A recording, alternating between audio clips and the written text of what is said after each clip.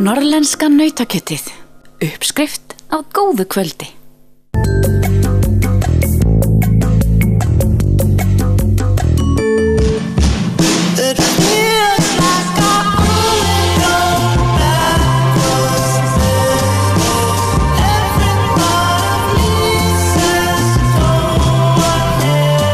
Matarsóun vandi sem hefur fengið mikla athygli á síðustu árum. Ekki nóg með að maturinn fari til spillis og enginn fái að njóta hans, heldur leið verið að sóa bæði fjármunum og auðlindum jarðar. Samkvæmt Matvælastofnun Sameinuðu þjóðanna fer þriðjungur þess matar sem keyptur inn á heimili beint í ruslið. Með því að draga úr matarsóun má nýta betur auðlindir jarðar og spara pening. Nemendur í 7. og 7. bekk Borgarhólsskóla á Húsavík ákváðu að láta sig málið varða og gerðu könnun í mötunni til skólans.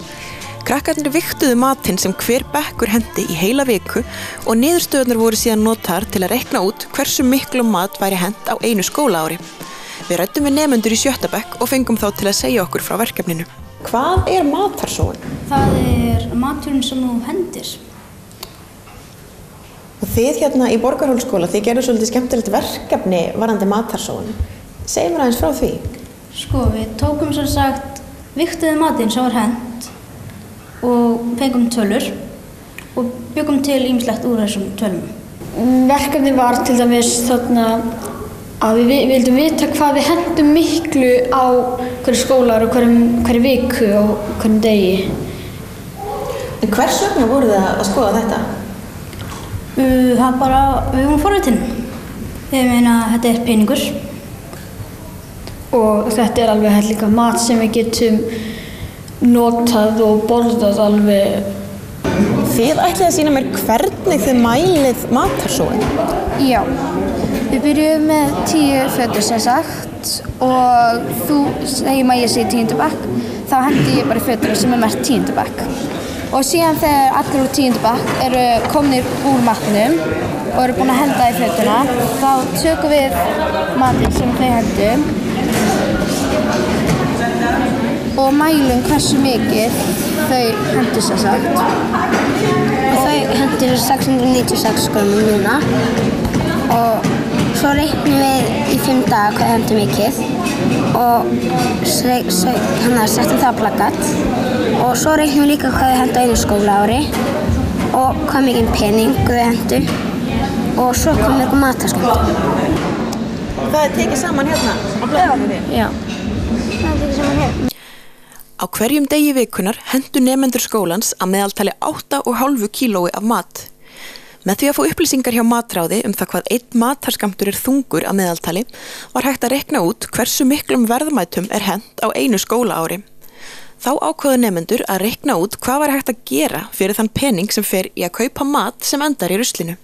Við hendum 1,5 tonni á einu skólaári og það voru það bil 2,4 milljónir. Sem sá matur kostar? Já. Og síðan þið nú búin að vinna svolítið með þá upphæð hérna? Við ákváðum bara að skoða hvað við getum gert í sveitarfélaginu okkar. Fyrir þann pening?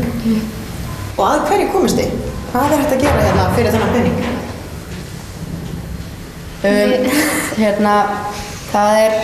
Það komast 250 börn og 120 fullorðnir í hvalaskoðun og það geta 15 manns splæst á sig skíði, hjálma og klossa og átt góða stund hérna í fjallinu.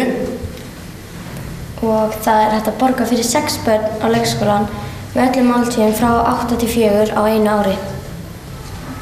Við getum flogið 135 ferðir á framsýnarfjarðgjaldi Húsavík til Reykjavík.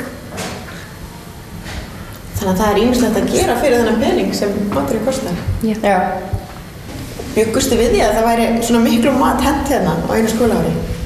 Nei, ekki alveg svona mikið. Ekki svona mikið. En hvað gerðu þið síðan við þessar tölur og þessar upplýsingar? Við kynntum fyrir öllum bekkjum hvað þeir hentu miklu. Og já.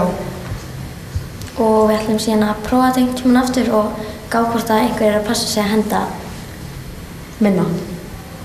Haldið að þið passið ykkur betur þegar þið eru búin að vinna þetta verkefni? Já. Já. Já, ég held það. Norðlenska nautakjötið. Uppskrift á góðu kvöldi.